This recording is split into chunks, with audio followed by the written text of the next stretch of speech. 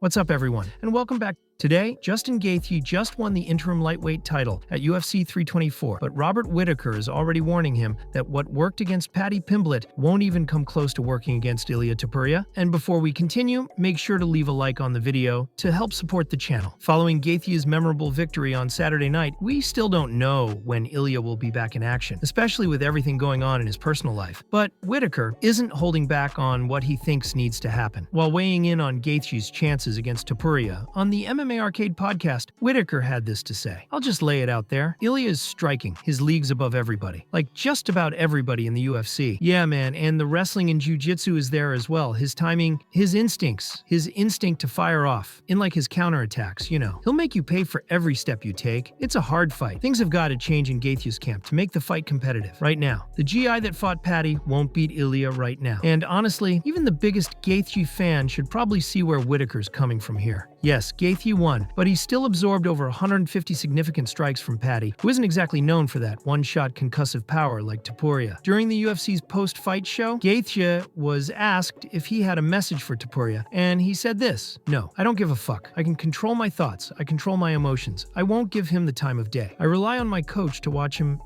a lot. I rely on my coach to create a game plan and instill it into training." When Gaethje was asked about the possibility of fighting Topuria at the White House card during the post-fight presser, he noted Ilia may not hold the belt by then. There's no doubt that it would be one of the best fights that they can definitely put on. It would be for an undisputed belt. If he's not back by then, they'll strip him and I will be undisputed. Hopefully, it doesn't come to that. Now, the MMA world is already debating what's next for Pimblett. Even though he showed a ton of heart on Saturday, the loss sparked a wave of "I told you so" comments from critics who've always believed the UFC pushed him too hard, too fast. Whittaker didn't say it like that on his podcast, but he did say this: Paddy jumped levels, and he's been doing that consistently throughout his career. Paddy took a bit of a beating, but he gave as good as he got, and it was a good fight to see. But I definitely think he needs to take a step back. Not a touch-up fight, but take a step back from the top 3, top 4 competition, and then come back. I think he needs that. Leading up to UFC 324, Pimblett insisted he didn't need to take the fight down to beat Gaethje, which, given his submission skills in contrast to his striking, surprised many. Demetrius Johnson also acknowledged this during his fight stream. Like, I'm shocked Paddy has not shot a double leg. But how good his grappling is, I'm very shocked by that. See, this is where, like the MMA, it's like you have such a clear advantage over somebody in grappling. I just feel he does, but he can't get him there. You don't have hands to knock him out. And he's pulling away for somebody with good grappling. It's like go underneath, shoot a takedown. Stop trying to grapple. He shot when he was hurt. He didn't shoot when he was fresh. Paddy is tough as nails. I give him that. By the end of the bout, it was Pimblett's face that was totally messed up, while Gaethje possibly looked worse after a bad shave. Gaethje alluded to this during the post-fight UFC show. I really wanted to take him into the deep rounds. Him saying that my face would not look the same after the fight and his face would look exactly the same was awesome, because right after the fight, I said, "Look at your face. What do I look like? Do I look the same?" After his brutal loss at UFC 324, Paddy Pimblett was escorted to the hospital to address his injuries and was dead silent on social media. This left fans wondering if he was okay after the beatdown from Justin Gaethje and wanted to know the extent of his injuries. Well, his wife Laura broke silence on his health and posted a picture of the two of them walking with Paddy's face hidden. The caption reads, "Us forever." For everyone asking, he is absolutely fine and will be back. Looks like his injuries were mostly cosmetic. But you'd have to wonder if Gaethje broke his nose or any of his facial bones. After all, he did absorb 144 significant strikes against Justin. Hopefully, Paddy recovers quick and gets back to training soon. Natalia Silva interested in Valentina Shevchenko at UFC White House. Silva stepped up to face Rose Namajunas on short notice at UFC 324 and went on to earn a unanimous decision win. When she spoke to the media afterward, Silva reiterated what both she and Namajunas said leading into the fight, that she was promised a title shot if she won. That's what should happen, and that's what the UFC told me, that I was going to get a title fight. I accepted this fight when the UFC came calling. I don't know what happened to Alexa Grasso. I understand she was injured and she couldn't be here. I didn't have to accept this fight. I accepted this fight on short notice. While talking about fighting Shevchenko at the White House card specifically, Silva said this: "My birthday's coming up this February 3rd, and that would be an amazing birthday gift. I think Dana White should give that to me as a gift. That would be a tremendous birthday gift, to receive the call for a fight in the White House against Valentina for a title." Silva also called out the UFC's promise while talking with TNT Sports. They said, Natalia, if you accept this fight and you take Rose on, the next one is for the title. Now, we all know that what's communicated prior to a fight can change based on what transpires in the bout. But then White was asked about whether Silva is next for Shevchenko. Here's what he had to say. Then Natalia Silva said leading into this fight with Rose, she was promised that if she beat Rose, she would get a title shot. Is that accurate? Yes. Do you see Silva posing a threat to the reign of the legendary Shevchenko? Tom Aspinall reacts to Dana White's comment. Following UFC 324, Dana White was asked about Tom Aspinall's eye, but the boss didn't want to comment, especially after everything that happened the last time. Yesterday, Tom Aspinall posted a YouTube video reacting to UFC 324. Near the end of the video, he reacted to the clip of Dana White being asked for an update on him.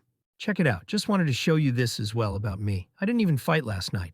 Just don't know enough. Do you have any updates about the eye of Tom Aspinall? And is there a rematch in the works? Oh, jeez. Don't let me talk about Tom Aspinall's eye. Apparently he's going in for a second surgery or just had it and by surgery I mean injections. I have no idea. Thank you, sir. Get a quote from him. God forbid I say something about it. Go ahead. Geez, catching strays, aren't I? Catching strays in my own living room on a Sunday morning.